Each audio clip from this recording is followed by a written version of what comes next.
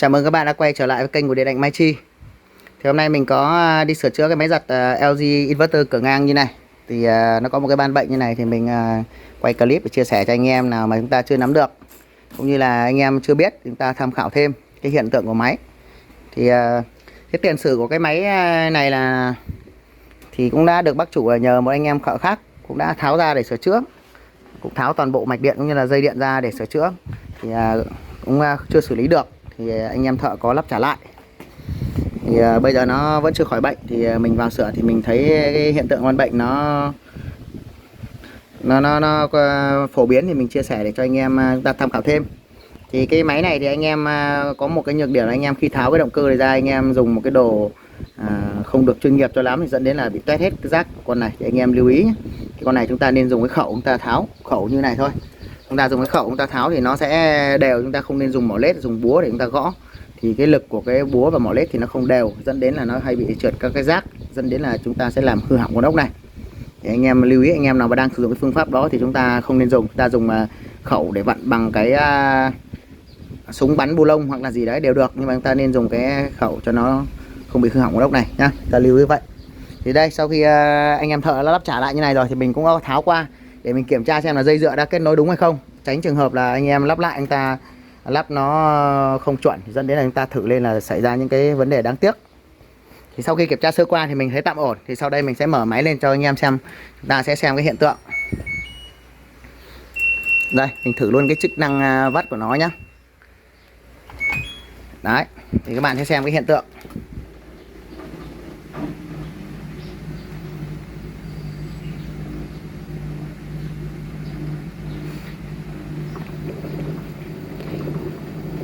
Đó, các bạn quan sát cái hiện tượng của nó. Thì các bạn nào tham khảo video của mình nhiều rồi thì biết là cái cách làm của mình đó là trước khi mình sửa máy bao giờ mình quan sát cái hiện tượng của một cái máy rất là kỹ. Thì với cái quan điểm cá nhân của mình là mình sẽ theo dõi cái hiện tượng rất là kỹ thì mình sẽ chuẩn đoán là cái bệnh nó sẽ đúng hơn, cũng như là cái việc mình theo dõi cái máy nó hoạt động khi mà nó hoạt động bình thường. Thì khi mà những cái máy nó xảy ra những cái hư hỏng bất thường là mình nhìn vào có thể là sẽ giúp mình nhận định ra ngay là nó bị hư hỏng liên quan tới vấn đề gì. Thì các bạn hãy theo dõi xem là cái máy nó vận hành như nào.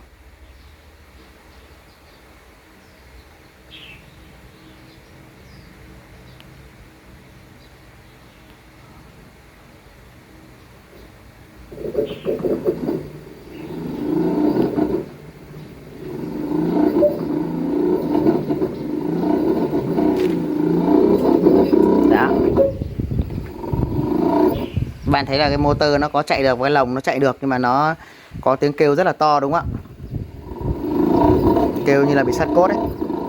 Và đồng thời là cái lồng nó giật giật. Thì cái hiện tượng hư hỏng của cái ban bệnh này thì nó có rất nhiều biểu hiện. Có thể là nó không chạy được như này, hoặc là này, hoặc là nó vẫn chạy được, nhưng lúc chạy được lúc không. Nó rất nhiều vấn đề, nhiều cái hiện tượng xảy ra. Có thể sẽ có lúc chạy được bình thường và lúc không chạy được. Thì chúng ta sẽ quan sát hiện tượng và chúng ta sẽ có chuẩn đoán cho nó chính xác.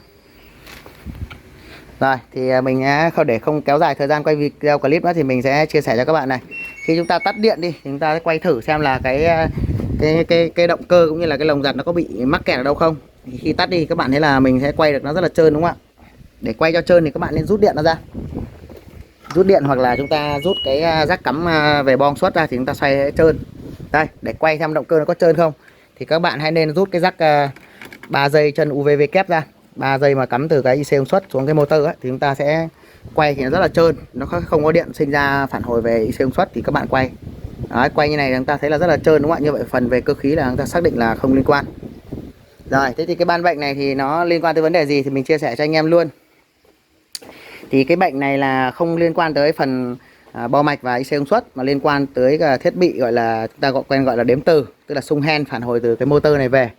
Thì do là cái đấy thiết bị nó bị hư hỏng thì dẫn đến là cái bo mạch nó không nhận dạng được là cái motor của chúng ta đang quay ở cái tốc độ nào, cho nên nó sẽ phải ra lệnh để điều khiển cái motor nó khởi động để nó kiểm tra, nhưng mà nó không xác định được cho nên là nó cứ kêu lực khực khực như vậy. Thì cách kiểm tra xem hư hỏng cái bo đếm hay không á thì mình sẽ chia sẻ cho anh em. Ta đo luôn chạy trực tiếp cái rắc cắm ở trên cái bo mạch. Thì ở tại cái động cơ motor của nó thì nó sẽ có hai cái rắc cắm, thì một cái rắc cắm là chân UV kép thì các bạn đã biết rồi, và một cái rắc cắm vào cái bo đếm ở đây thì nó có khoảng 4 giây. Thì các bạn sẽ thấy nó có khoảng 4 dây đây, là dây trắng, dây nâu và dây xanh, dây đỏ. Thế thì nó sẽ kết nối cái rác cắm này về tới cái rác cắm 4 dây ở đây trên bo mạch này, thì chúng ta sẽ đo trực tiếp đây mà không phải tháo motor ra. Nếu nó hư hỏng thì chúng ta sẽ tháo ra, mà không hư hỏng thì chúng ta sẽ loại trừ luôn. Thì sau đây mình sẽ cắm và mình đo cho các bạn xem nhé. Đây.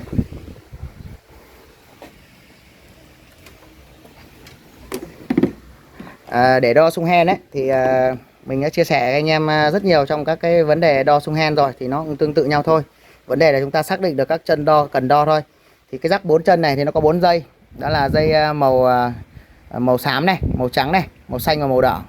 Thì cái dây màu xám này là dây mát, dây xanh này, dây trắng này là dây 5V này, còn là cái dây xanh đỏ là 2 xung hen từ bo đếm về. Thì chúng ta sẽ đầu tiên chúng ta sẽ cắm quay đen ở cái dây xám này, và quay đỏ chúng ta sẽ để ở cái dây trắng này để đo cái nguồn cấp cho bo đếm. Chúng ta bật nguồn lên, các bạn bật nguồn máy lên. Chúng ta bật nguồn máy lên thì chúng ta sẽ thấy là nó có điện cấp. Thì tùy vào model khác nhau thì có thể người ta sử dụng cấp nguồn 5V hoặc là nguồn 12V.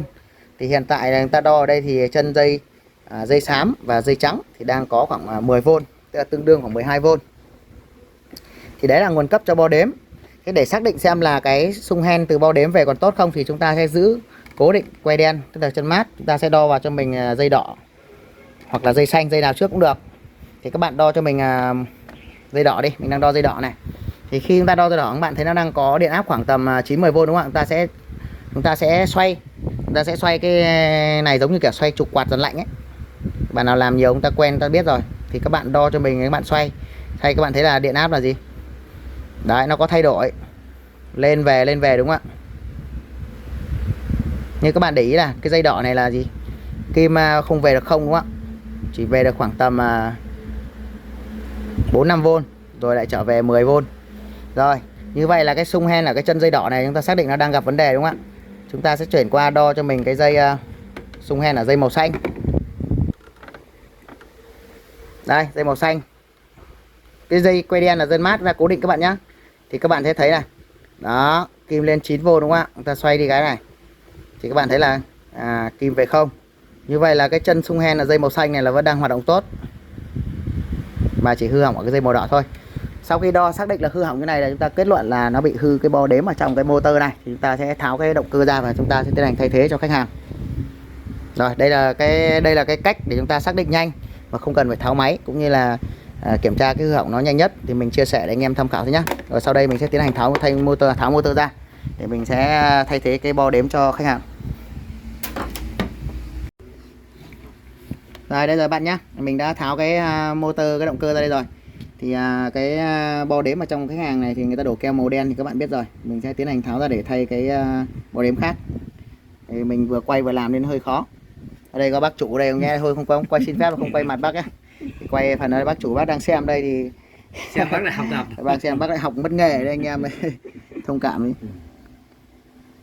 Giờ đây các bạn nhé, mình đã thay cái bo đếm mới, keo trong cái cũ của khách hàng thì mình để ở đây, và sau đây mình sẽ lắp cái motor vào. Chúng ta sẽ thử máy xem nó như thế nào. Thì xin giới thiệu với các bạn luôn, thì do bác chủ là chờ đợi nó khá là sốt ruột thì bác ấy đã tạo ngay một em LG thế hệ mới để ngay chỗ bên cạnh. Cái máy này thì các bác ấy sửa đi để bác ấy có việc khác. Còn này bác ấy chờ thợ sửa nó lâu quá thì bác ấy quyết định tạo cho mình một con LG thế hệ mới. Rồi.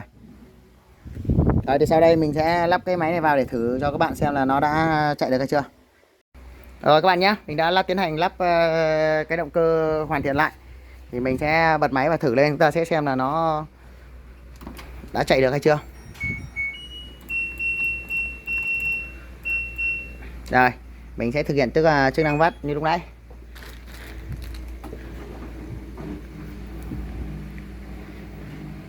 Đấy, nếu nó chạy ok thì chúng ta sẽ thấy là cái lồng nó sẽ dạo ngay từ bước đầu, nó sẽ trơn tru nhẹ nhàng chứ nó không bao giờ nó bị mắc nặng các bạn nhé. Và chúng ta để kiểm tra cẩn thận thì chúng ta sẽ phải đợi nó tăng tốc độ lên. Đó.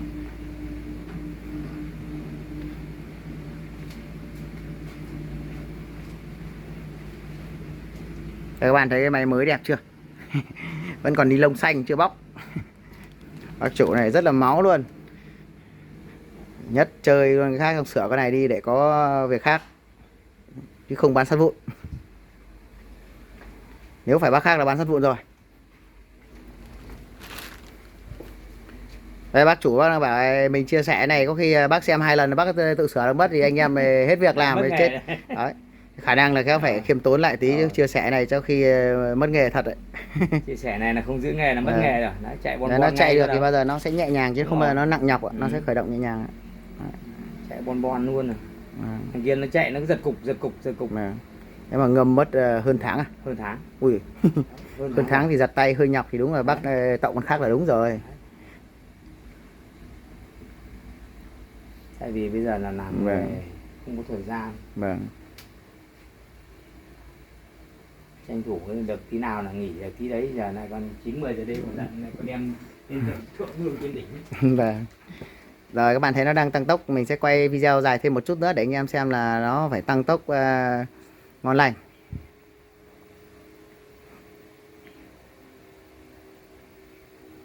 Đặc biệt là những cái máy mà thợ người ta đã gửi trả lại này thì anh em khi mà nhận lại để sửa chữa ấy, thì anh em ta nên kiểm tra cẩn thận một tí để tránh tình trạng là chúng ta sửa mà chúng ta theo dõi hoặc kiểm tra không cẩn thận, nó sẽ dẫn đến là cái việc mà chúng ta phải đi lại nhà khách hàng, nó gây ra rất là mất việc. Thì anh em cố gắng ta sẽ kiểm tra kỹ lưỡng một tí cho khách hàng để tránh cho cả hai bên chúng ta mất thời gian.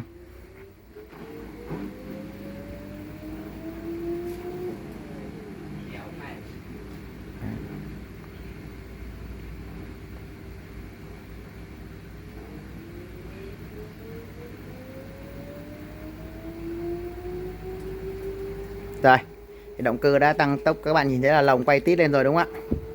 Lồng đã bắt đầu tít nghe vo vo đúng không ạ? Ở trong lồng có cái ni lông gì nó kêu phanh cái bác nhỉ? Trong lồng có cái ni lông gì ấy. Đấy, các bạn thấy là động cơ đã chạy tít bon rồi đúng không ạ? Rồi, thì cái video chia sẻ của mình tại đây thì mình sẽ xin kết thúc cái video chia sẻ tại đây, và xin chúc tất cả các bạn chúng ta sẽ sửa chữa ngày càng thành công hơn nữa và tránh tình trạng là giống như cái bác thợ trước như này. Thì anh em nào chúng ta chưa biết phần nào chúng ta sẽ bổ sung, còn mình về phương diện thì nói vui vậy thôi, còn mình đã cái gì mình chia sẻ thì gần như là mình không tiếc nối, mình sẽ hướng dẫn anh em chúng ta kiểm tra bài bản. Còn bác chủ này bác ấy học mất nghề thì chúng ta phải chịu thôi, còn làm tốt thì bác ấy lại thưởng cho chúng ta bác ấy bo cho anh em, có gì cả, phải bác thợ nhờ bác chủ nhà. Làm tốt là có thưởng, còn nếu mà làm không khéo là mất nghề bác. Rồi, mình xin chào tất cả các bạn nhé, và hẹn gặp lại các bạn ở các video tiếp theo của mình. Chào các bạn.